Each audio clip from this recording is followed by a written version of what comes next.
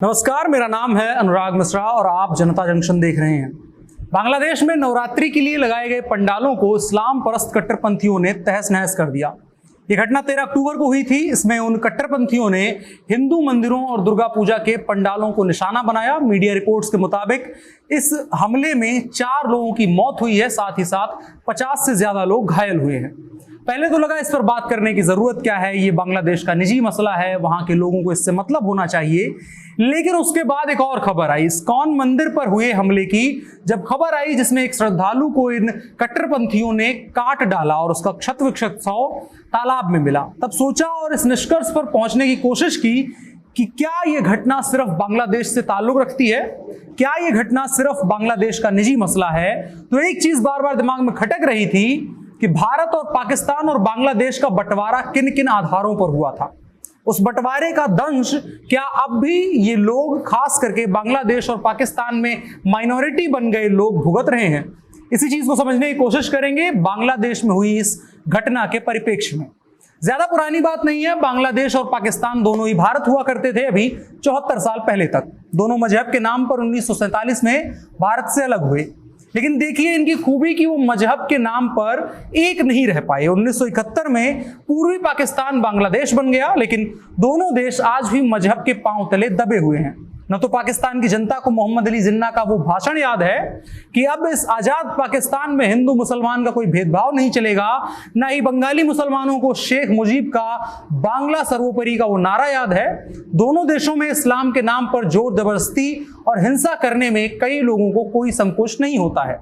सारी दुनिया में हो रही इस बदनामी से बचने के लिए पाकिस्तान के वजीर आजम इमरान खान के दल पाकिस्तान तहरीक इंसाफ ने संसद में एक विधेयक पेश किया, जिसमें प्रावधान था कि जो भी जबरन धर्मांतरण करता हुआ पाया जाए उसे 10 साल की सजा हो और उस पर 2 लाख का जुर्माना ठोका जाए।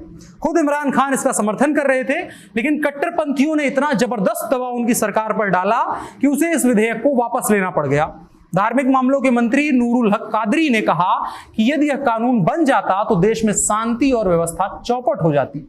मंत्री का यह बयान क्या बताता है? क्या यह जिन्ना को शीर्षासन नहीं करवा रहा है? क्या जिन्ना ने ऐसे ही पाकिस्तान का सपना देखा था?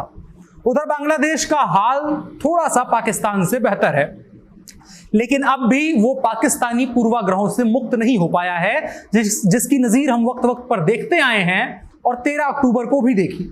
माना जा रहा है कि जमाते इस्लामी की ये करतूत थी, उससे यह बिल्कुल भी बर्दाश्त नहीं है कि दुर्गा पूजा के नाम पर बांग्लादेश में हजारों पंडाल सजाए जाएं। जमात का नारा ही यही है कि हम ढाका को काबुल बनाएंगे, यानी अल्पसंख्यकों का वही हाल करेंगे जो अफगानिस्तान में हो रहा है। हालांकि शेख हसीना का स्टैंड अन्य इस्लामिक हुक्मरानों से थोड़ा सा अलग है और वो अब भी अपने पिता शेख मुजीब के नक्शे कदम पर चलने की कोशिश मजबूती से कर रही हैं। अब खबर की तरफ बढ़ते हैं। बांग्लादेश से एक खबर आई, यहां उन्मादी भीड़ ने दुर्गा पूजा के पंडालों और हिंदू मंदिरों में तोड़फोड़ की। यह सब सोशल मीडिया पर फैलाई गई एक फर्जी खबर की वजह से हुआ। दरअसल सोशल मीडिया पर एक फर्जी खबर फैलाई गई कि कोमिला के पूजा पंडाल में पवित्र कुरान रखा गया है। इसके बाद वहां पर धीरे धीरे लोग जमा होने लगे और जगह जगह से तोड़फोड़ की खबरें आने लगी। बांग्लादेश के आधिकारिक सूत्रों का कहना है कि करीब 23 मंदिरों और पूजा पंडालों को भीड़ ने निशाना बनाया और देवी देवताओं की मूर्तियों को क्षतिग्रस्त कर दिया। पुलिस के साथ साथ दंगाइयों की झड़प में कुल 4 लोगों की मौत हो गई, जबकि 150 से ज्यादा लोग घायल हो गए हैं। बॉर्डर गार्ड बांग्लादेश के अर्धसैनिक बलों को एहतियातन 22 जिलों में तैनात किया गया है। यह फोर्स मंदिरों और पूजा पंडालों के बाहर तैनात की गई है। इसके साथ ही रैपिड एक्शन बटालियन और सशस्त्र पुलिस बल को भी तैनात किया गया है। दुर्गा मंदिरों में तोड़फोड़ के कुछ घंटे बाद ही नोआखाली इलाके में करीब 200 मुस्लिम कट्टरपंथियों की भीड़ ने इस्कॉन मंदिर पर हमला किया। कट्टरपंथी हमलावरों ने इस्कॉन के सदस्य पार्थ दास को बेहद क्रूर तरीके से मार डाला। इस्कॉन ने एक बयान जारी करके बताया कि पार्थ का शव मंदिर के पास तालाब में पाया गया। इससे पहले बांग्लादेश की प्रधानमंत्री शेख हसीना ने गुरुवार को ढाकेश्वरी मंदिर के पूजा पंडाल में आयोजित एक कार्यक्रम को ऑनलाइन संबोधित करते हुए कहा कि मंदिरों और दुर्गा पूजा पंडालों पर हमला करने में शामिल किसी भी व्यक्ति को बख्शा नहीं जाएगा। शेख हसीना ने कहा, कोमिला में हुई घटना में शामिल लोगों में से किसी को बख्शा नहीं जाएगा। मामले की जांच की जाएगी और इससे फर्क नहीं पड़ता कि हमलावर किस धर्म से ताल्लुक रखते हैं, उन्हें कड़ी कानूनी कार्रवाई का सामना करना पड़ेगा। उधर गृह मंत्री असदुज्जमा खान ने पुलिस के आला अधिकारियों, आईबी और बीजीबी अधिकारियों के साथ बैठक के बाद यह वादा किया कि कोमिला में सांप्रदायिक तनाव पैदा करने वाले सभी लोगों को गिरफ्तार किया जाएगा। पुलिस ने गुलाम मौला नाम के एक यूट्यूबर को भी गिरफ्तार किया है। इस शख्स पर जीएम सनी एचडी मीडिया के बैनर तले फेसबुक और यूट्यूब पर भड़काऊ पोस्ट और भड़काऊ वीडियो पोस्ट करने का आरोप है। इतना ही नहीं, शरारती तत्वों ने फर्जी सोशल मीडिया पोस्ट के जरिए बांग्लादेश के पड़ोस में स्थित पश्चिम बंगाल में भी सांप्रदायिक तनाव फैलाने की कोशिश की, लेकिन प्रशासन के अलर्ट रहने की वजह से ये कोशिशें नाकाम हो गई।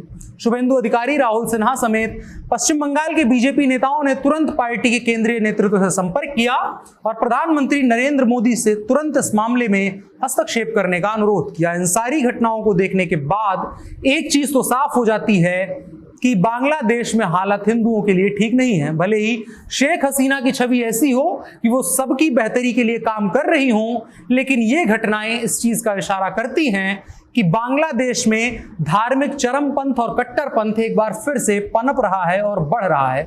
अब यहां पर एक बार फिर से कहना कितना जायज और उचित है, क्योंकि मुमकिन है कि ये कभी खत्म ही ना हुआ हो, इस बात का अंदाजा आप लगा सकते हैं, क्योंकि समय समय पर यहां ऐसी हिंसाएं होती रहती हैं और हर बार निशाना वहां का अल्पसंख्यक वर्ग हिंदू ही होता है। अब देखने वाली बात होगी कि यहां की सरकार क्या कदम उठाती है। अगर नजर डालें बांग्लादेश की स्थिति पर, तो हाल के वर्षों में बांग्लादेश में इस्लामी कट्टरपंथ तेजी से पनपा है। बांग्लादेश के पुलिस अधिकारियों का कहना है कि शुरुआती जांच के बाद ऐसा लगता है कि हिंसा की पूरी प्लानिंग पहले से ही की गई थी।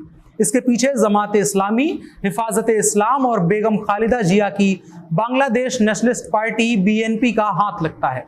इन संगठनों के स्थानीय नेताओं ने माहौल बिगाड़ने के लिए अफवाह फैलाने का काम किया और पंडालों में अपने गुर्गों को भेजा।